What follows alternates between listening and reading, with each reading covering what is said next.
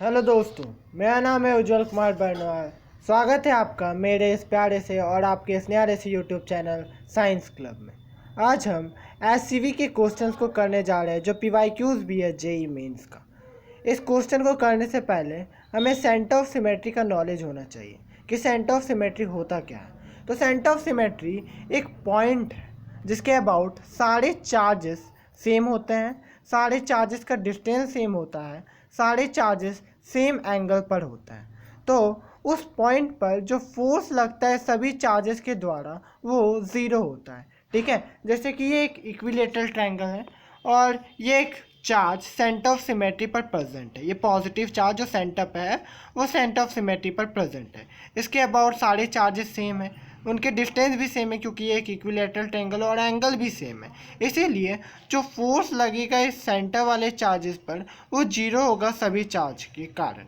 ठीक है, तो इतना नॉलेज गेन कर लिया हमने। अब हम इस क्वेश्चन को सॉल्व करने के लिए तैयार हैं। ठीक है, तो क्वेश्चन क्या है, four charges Q R placed at the corners of regular pentagon, another charge Q is placed at centre, find force on charge at the centre.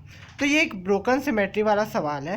तो हमने पेंटागन बना लिया, चार चार्जेस को कॉर्नर पर रख दिया, क्यों क्यों क्यों क्यों, और एक चार्ज को हमने सेंटर में रखा, क्यों, जैसा क्वेश्चन ने कहा। ठीक है, तो अब हमने क्या किया, इस क्वेश्चन को करने के लिए, सॉल्व करने के लिए हमने प्लस माइनस क्यू ऐड कर दिया जो रिमेनिंग कॉर्नर था उसमें। अब देखिए ये पांचों जो पॉजिटिव चार्ज क्यू है वो सेंटर ऑफ सिमेट्री बना रहा है। और अभी हमने पढ़ा कि सेंटर ऑफ सिमेट्री पर जो फोर्स होता है वो ज़ीरो होता है। तो इन सभी चार्जेस के द्वारा जो सेंटर पर फोर्स लगेगा वो तो ज़ीरो रहेगा, लेकिन हमको निकालना है कि फोर्स तो है, कुछ तो है।